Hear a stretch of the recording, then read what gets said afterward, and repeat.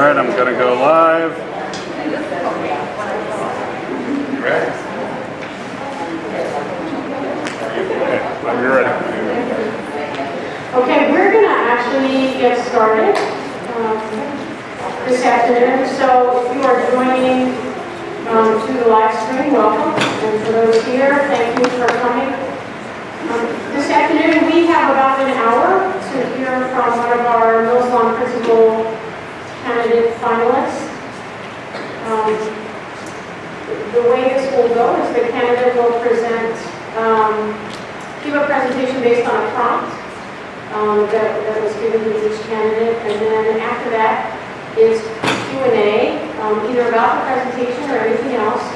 There are comment and feedback cards in the back, so if you care to leave feedback. When we get to the Q&A, Stephanie will walk around with the microphone because it's easier to hear, easier through the live stream. And then we do have some questions that came in ahead of time, so we have those as well as the question stream open. So thank you. Our first candidate for today, and only one for today, is Cheryl Lowe. So Ms. Lowe has been with the district since 2008 as a teacher. She's also served in other roles, specifically as a summer school administrator for a bit. So I'm going to turn this over to her. Thank you. Hi everyone. Thanks for coming out. As Dr. Holden said, I'm a principal candidate for here at Mills Lawn Elementary School. I was asked to look at our strategic plan, and particularly the first goal of teaching and learning, and focus in on one of those student learning competencies that's part of our plan. And the competency I chose to talk to you about this evening is student agency. So I'm going to talk about what that is, what it looks like here at Mills Lawn, how we would implement the plan, how we would conduct our professional development, our collaboration among our grade levels, intervention specialists, and specialist areas, goal setting, and progress monitoring. So when I started doing more and more research about student agency, I had an idea in my mind what that meant, and then I found all of these other words and phrases that went along with student agency.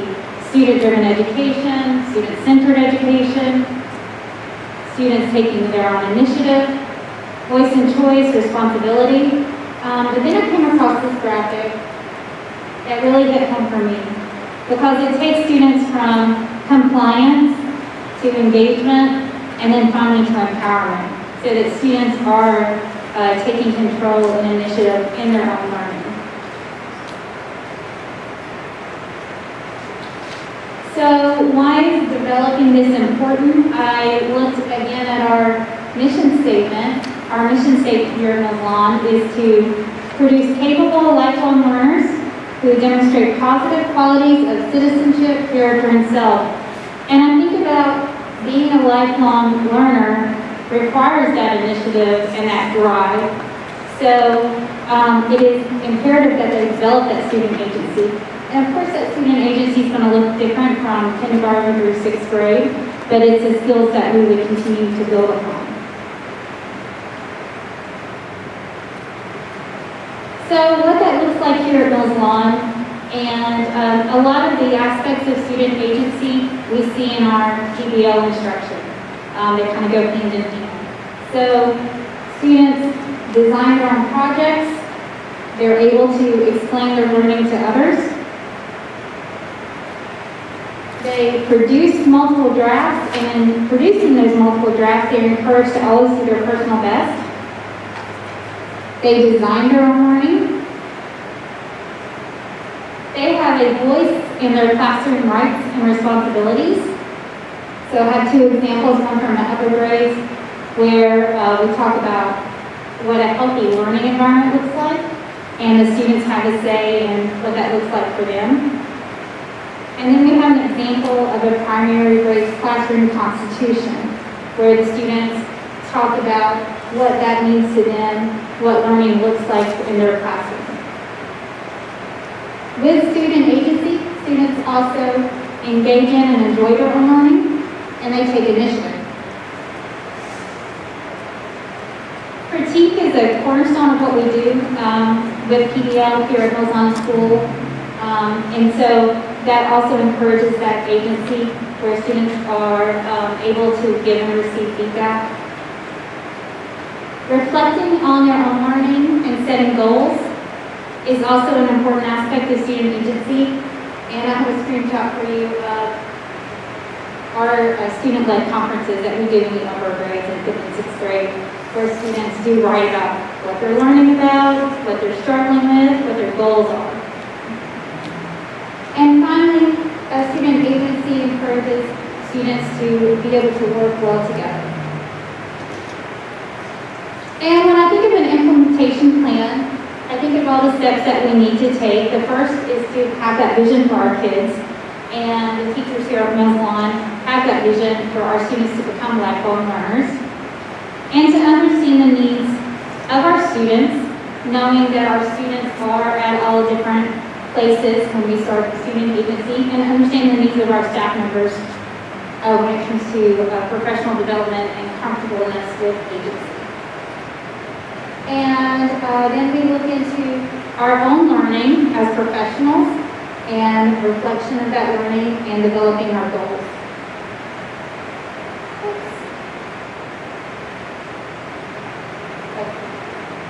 So our first step would be to dive into professional development.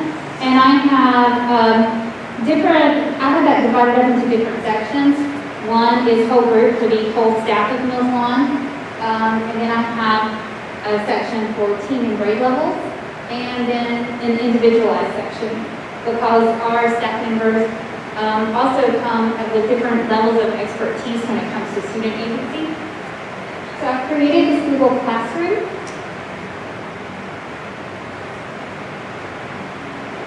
That would outline our learning.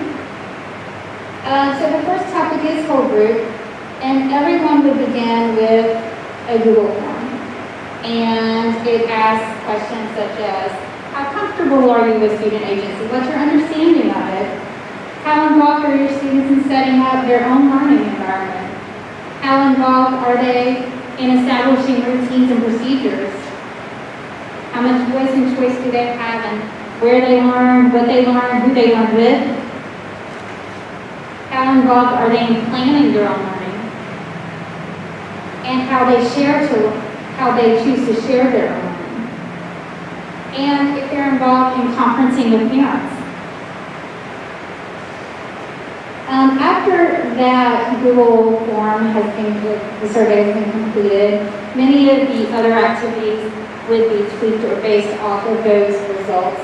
But as a staff, we would read some articles about student agency and define it together, what it looks like here already at Mills Lawn, and how we want to tweak that and change it here at Mills Lawn. And then finally, next in our team and grade levels, we will do some focused discussions within our own smaller groups. So what it looks like in different grade levels, what it looks like with this specialist, what it looks like for students with special needs. And then we have an online Jamboard, which is similar to a bulletin board, where we can post our ideas and thoughts and questions about student agency. And finally, we have an individualized section where our teachers can choose their own activities. There are several videos, articles, blogs to read to further and deepen their own understanding of student agency.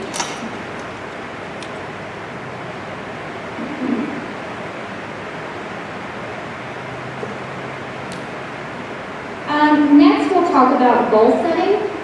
And in goal setting, we need to have an understanding of what our students need and where our students come to us.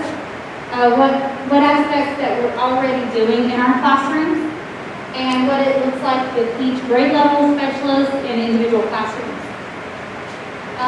We will examine our PBL projects, our content units, our social emotional learning standards, our classroom routines, to see where we can fit in more student agency and responsibility. And from there, we will develop 2 action steps that will support our student agency in Mills Lawn School. And that's in collaboration with grade level and team members, and also keeping in mind any modifications or accommodations needed for students with special needs in collaboration with our intervention specialists and aides. Some examples of these goals or action steps are included here. Some relate to PBL, such as developing driving questions, co-created rubrics, co-design of project goals and products, critique. In the classroom environment, developing that class constitution together, leading those conversations during morning meetings, partner choice, seating choice, actually organizing the classroom, the physical environment, and the procedures within the class.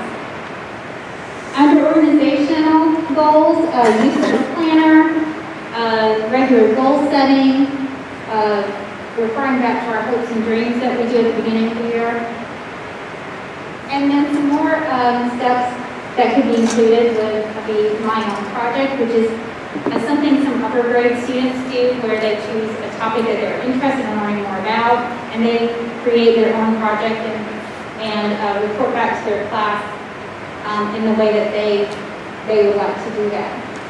Interest surveys, growth mindset activities, design challenges, and choice boards are all examples of what we can do to encourage more student agency and implementing student-led conferences.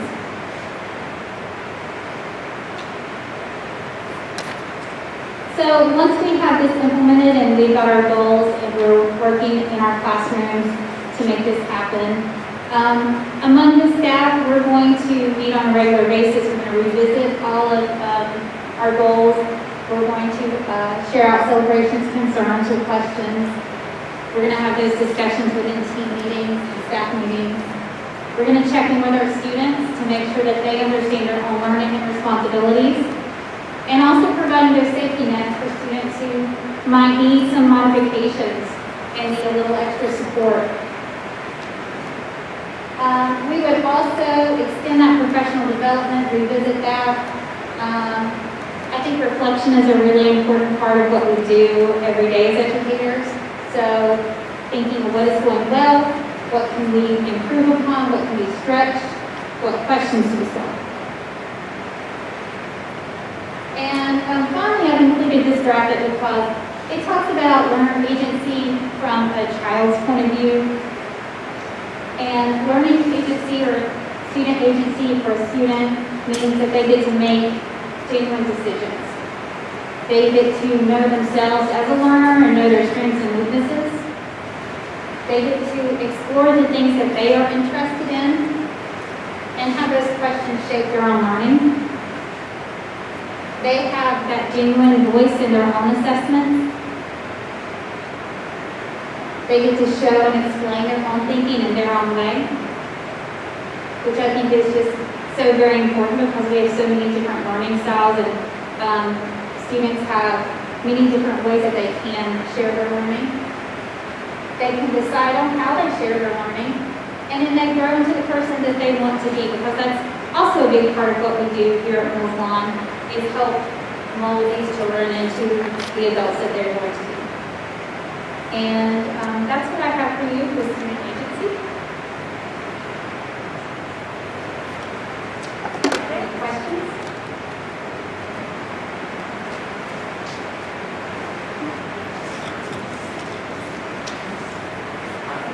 Hello, my name's Dan. So is it appropriate to ask a broader question beyond this? Is that okay? Okay.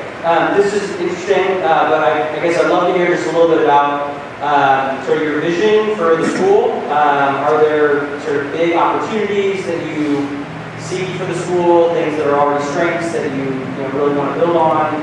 areas that you think there are challenges or needs or deficiencies that you really want to try to tackle.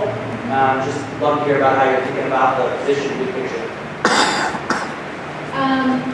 So I feel like at Mills Lawn, it's always felt like a second family for me. It's a close community. I think that we've had some turnover lately in our staffing. We're going to have some new staff coming in. So that would be a very big goal of mine, is to make sure to rebuild that staff culture. And I talked earlier with teachers about this. I feel like a way that I would do that is to make sure that our newer staff members have an adult buddy with a seasoned staff member. We do that with our kids where we have buddy classes. So we can do that with our adults too, so make sure that they are supported, because it would be a goal to retain the staff members. We want as much consistency as we can for our students.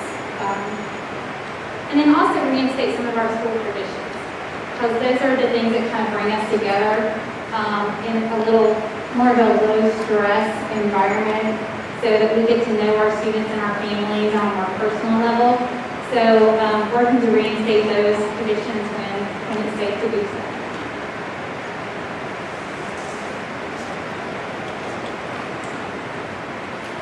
Hi, I'm Cheryl Lowe, and I have also sort of a broader question. And it's more about what challenges you foresee with potentially becoming a principal in the same building where you, more recently taught, and possible benefits as well. I think some of the teachers have that same question. I feel like at Mills Lawn we are all a team. And as an administrator, I'm still going to be part of that team. I would move into a different role where I'd be more of a facilitator. But we all have that same goal where we're looking out for those kids, we're doing what's best for kids. And I go into this job knowing that I'm not going to be able to make everyone happy when we're talking about decisions among the staff. And I understand that that will not happen. But what I can do is listen. I can listen to the staff members. I can take into different perspectives. I can listen to families and do what I think is best for the school as a whole.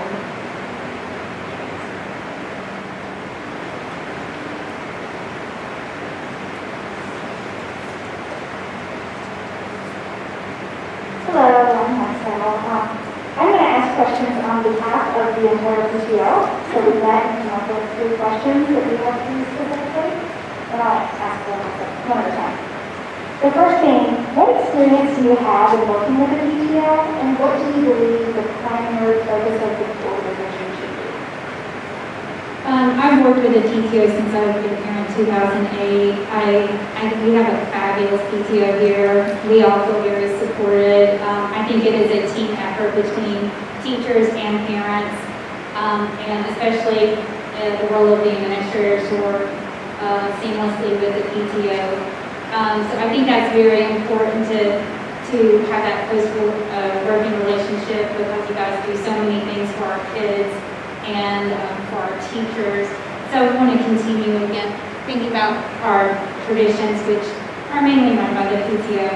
So I would want to make sure that I was very much part of that review. Oftentimes, the loudest or sometimes the most persistent voices in our community do not necessarily reflect the majority. How would you ensure that all parents' voices and concerns are given equal attention? I think it is important to listen to everyone, and I realize that some voices are louder than others, but I think it's very important to get different perspectives. So I make sure that I was available to listen to parents or community members with any concerns, because I do see this as a partnership. The staff at Mills Lawn partner with the parents and the community to make sure our kids are successful. So again, just making sure that I'm available to listen to all perspectives.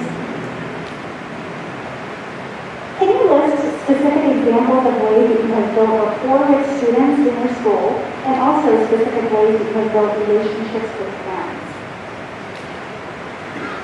I I think that the most important thing we can do as educators is build personal relationships. I've always found that my students are more willing to do things for me, to go out of their way to complete their assignments or comply if they feel that they are cared for. And so I think that building that personal relationship with the students and the families is so very important, because we want the parents, we want the students to know that we do care about them, we're looking out for them, and we're here for their success.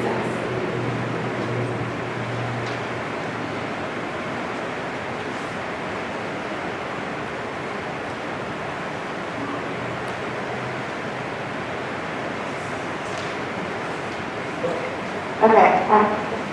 Well, Go for it. we should talk for Save here. mine. Yeah, so just interested in your perspective. You mentioned, I think there was one point in there, like accommodations for different learners, and we have a couple kids with special needs, and interested in sort of how you feel about how things are going. How would you approach thinking about the special ed or the intervention needs, or whatever the terms are we're supposed to use these days? I think it's something, or a strength of Mills Lawn teachers is that we really see every child, and we personalize education. So not just only students on IEPs or special needs, but we're really good at personalizing education. So I think that's something that I would continue to encourage, that we get to know our students on a personal level. We get to know their strengths and weaknesses, to set attainable goals for them, and to continue to support them, and find modifications if they're struggling.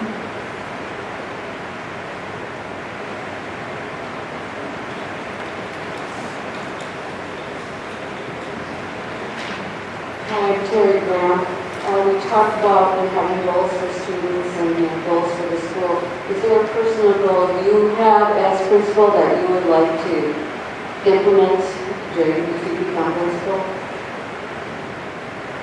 I want to start with our school culture, particularly our adult culture, because we are a little fragmented now. So I want to build those relationships with the staff. I want to make sure that the staff knows that I'm there as a support person. I want to make sure that the staff feels comfortable coming to me, but also the families feel comfortable coming to me, so that we can work together.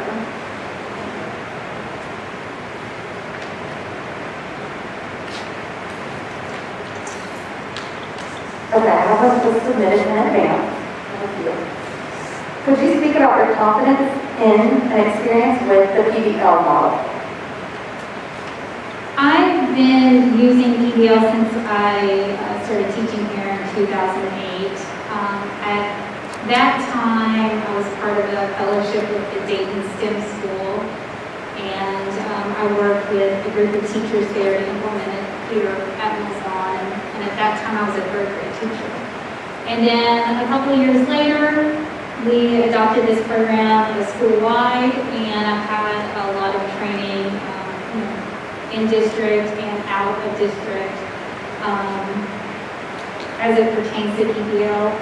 I'm very comfortable in using PBL and helping to lead the staff in their projects. I think that we've seen amazing growth from our students from using PBL. A lot of what I've talked about with student agency, I've seen improve over the years with our use of PBL. I see our kids taking initiative, being curious, driving their own learning. So that is something we would definitely encourage to continue using that. But I'd also want to differentiate what PBL looks like within the different grade levels.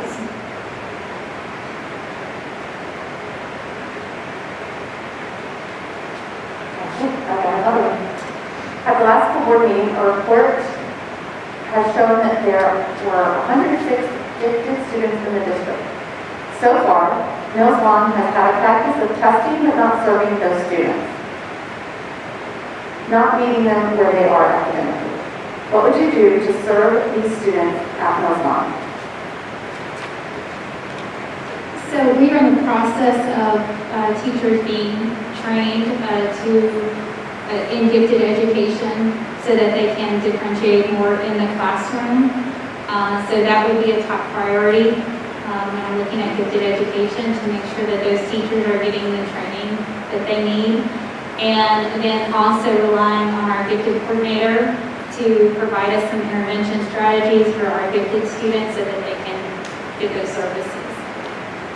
And then also many of our resources do individualize. So Lexia, Alex, those are some programs that we use here at Mills Lawn that students are able to move up. I'm currently a 5th grade teacher, and some of my students in the Alex math program, they're in 6th grade. So they're able to do that within the regular classroom.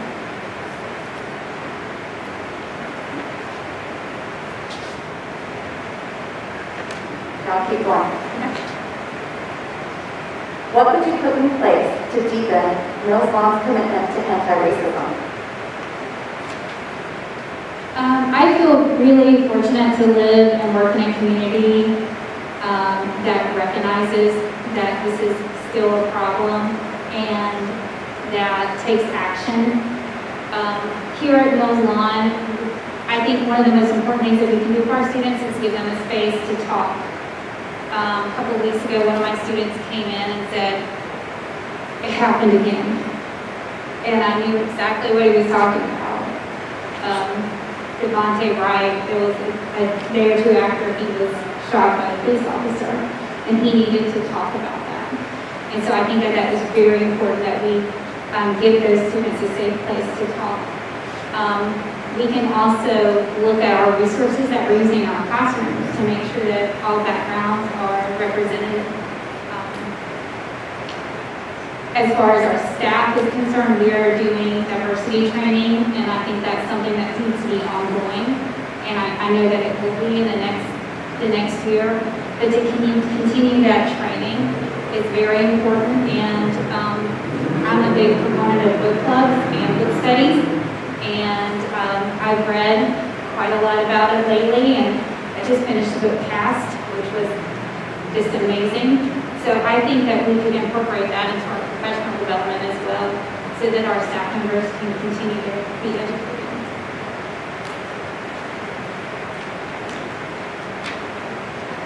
Okay.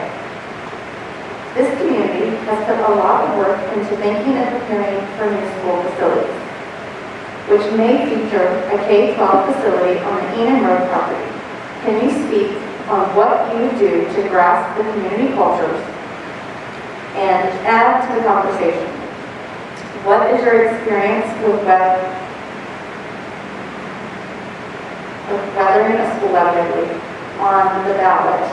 What is your experience with transitioning into a new facility? So the topic of a new facility, that is something that the community we need input from the community before going forward with a levy and making any sort of decisions. I would work with the community, with Dr. Holden, with Mr. Hatter, with the school board, with the staff at Mills Lawn at middle school and the high school.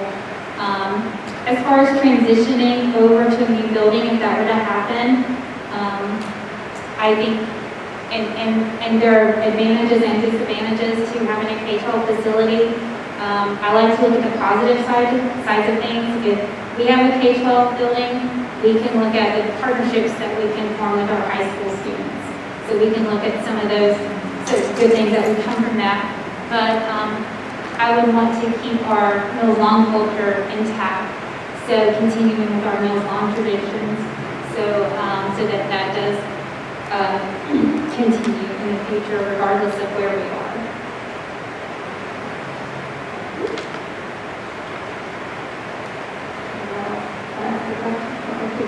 Okay. I have some more questions from parents and community members. Mills Lawn is small and has high caregiver and community involvement. What are some unique co-learning opportunities that you think Mills Law can introduce or strengthen because of its size and culture of fearless thinking? I didn't quite get all of that. Parent involvement? Mills Law has Mills Law is small and has high caregiver and community involvement.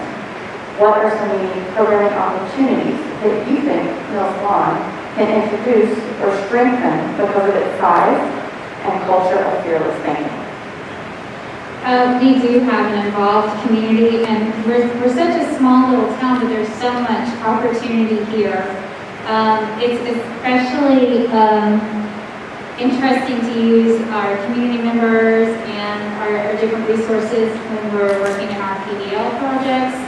I've used Being Design, I've partnered up with Glen Helen, the Senior Center, Friends Care are great resources. And we have a lot of community members and parents that enjoy coming into the school and helping out and volunteering. And we have a long history of that happening. I would love to see that reinstated as soon as possible. How do you see the principal's role in regards to communicating with and overseeing the work of teachers and professional aides? Communicating with the teachers? Communicating with and overseeing the work. I've said before that I feel like we're a big team. I'm here to facilitate, to assist, and to make sure that I'm supporting our teachers and our students. As far as the communication piece is concerned, I feel like that it is important that teachers know what's going on in the school, that they have their questions answered, that our staff meetings are organized, that information is easily accessible, so that they can go about their job of teaching.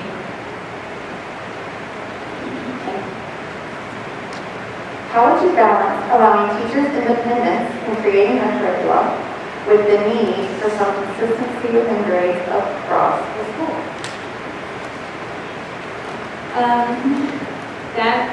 That is an interesting question, because I do feel like that is something that Mills Law needs, is a better level of consistency. We were talking earlier with the teachers how historically we've had some struggles in writing, and I feel like one of the issues is that one grade level might use one program and another grade level uses a different one. So I think for ease for the students going from one grade level to another, I think it's important to use a consistent program. So we do have a literacy program now called Revision. So I think it's important that the grade levels use that, so that they're all, kids are hearing the same language from grade level to grade level. But I also understand the need for supplemental materials. So I know that's when the creativity will come in if there's a need for supplemental materials, and then also in developing our projects. That's also where we have some room for some creativity, so that teachers can have that balance.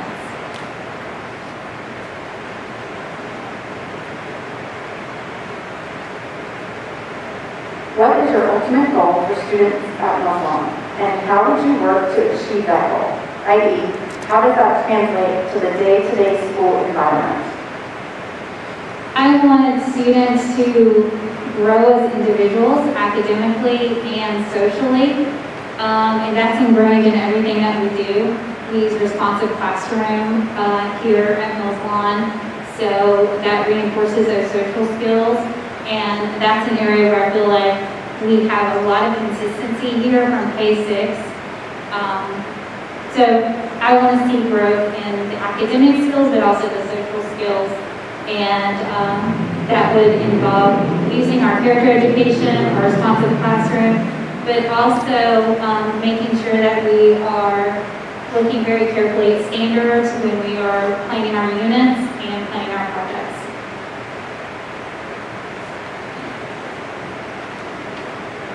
And how do you think your experiences as a teacher within the district would inform your decisions or behavior as principal? Can you give some pros and cons on how that might affect working with teachers and making changes? I've had the advantage of working here for the past 13 years, so I can come into the job knowing our procedures, knowing how we do things, knowing what's worked and what needs some tweaking. So I feel very confident in that respect. I know that going from the classroom to administration is a little bit of a jump, but as I said before, that I feel like we are all one team, so that we're going to do our best for our students and we're going to be making those decisions together. But I think I do have that advantage of being here for 13 years and knowing the culture, knowing the families, knowing the students, knowing the teachers, and being able to start on day one already ahead of that game. Just break things up a little bit. Are there any other educators, models, institutions that you take, that you're inspired by or that are particularly interesting to you? I guess I'm just trying to get a sense of what drives you, what do you really, what really gets you passionate? So the first school I taught at, the principal, and this makes me think of Stephanie's question about consistency and creativity. That first school that I taught at in North Carolina, the principal just had such a wonderful way of balancing a consistent school environment for all students and for all teachers, but also allowing for that creativity. And it was just such a well-run school where everyone felt supported, everyone felt like they were communicated with. And she was actually, once I left that school and went to a different school, that's when I realized that I wanted to be an administrator, because I realized it truly makes a difference. A good leader makes a very big difference in a school.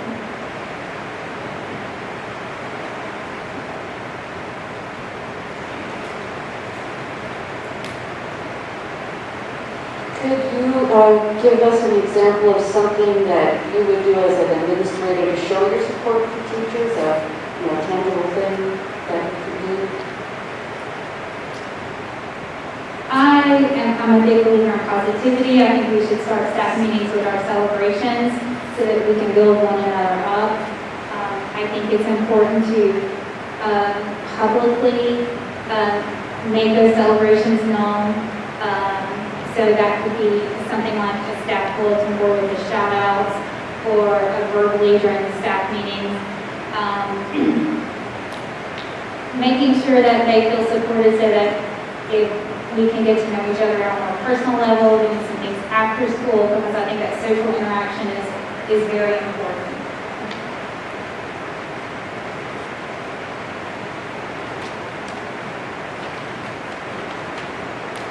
How will you ensure that all reviewed and new IEPs have fully operationalized definitions with objective, quantitative benchmarks, rather than opinion-based achievement assessment and progress goals?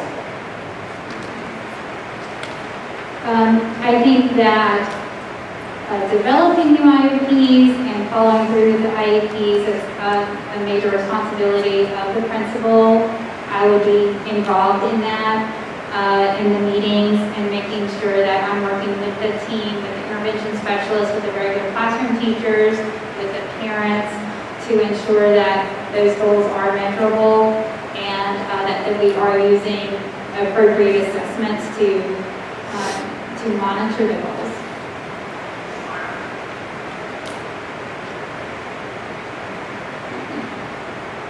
I'm out of mine, so you guys take away. Come up. No.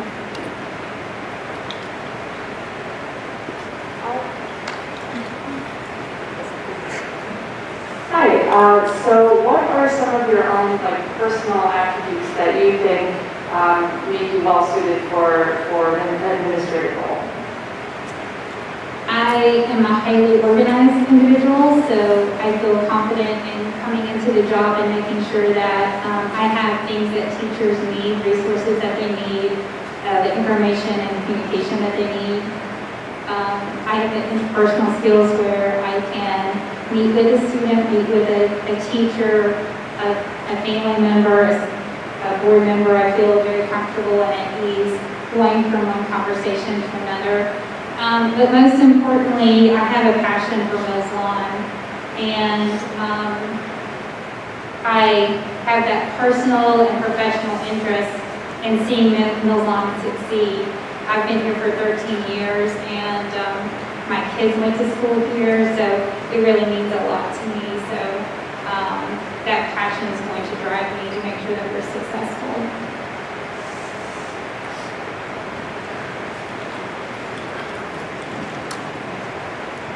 So anything about this make you nervous? Not really? You feel good about it? Well, the teachers asked me the same question. Honestly, I said, I feel confident in, if I'm hired, fulfilling the job and doing the job well, but here, yeah, it's a little, I'll be honest. But it means a lot to me.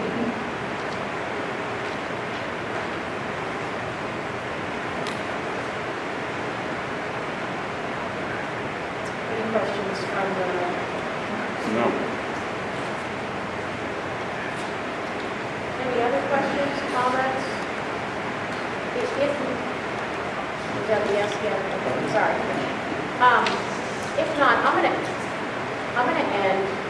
gonna ask Ms. Lowe the same question I used to end the staff meeting. And this is your opportunity to tell these folks here physically and then viewing the live stream. What do you want to leave us with about why and where we headed? I'll go back to that previous question about my passion. I care so much about this community. I live here, I've worked here, I love the school, I love our students and our staff members, and so that's what I want to leave you with, is that I have a passion for this place, and I have personal and professional interest in seeing its success.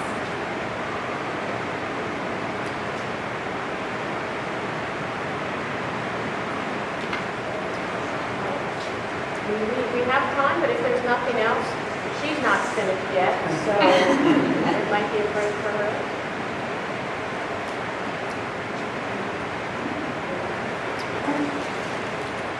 Just so this is captured on the live stream, I want to thank everyone for taking the time. This is just such a very important decision for us. So I appreciate your time because, I certainly know how valuable that is. Please leave your comments and feedback in the back. Thank you. Thank you.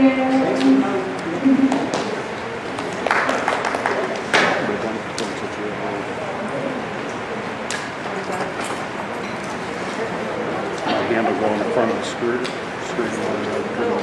Maybe write it down, put it in the back. Yeah. Okay. Let me hit stop.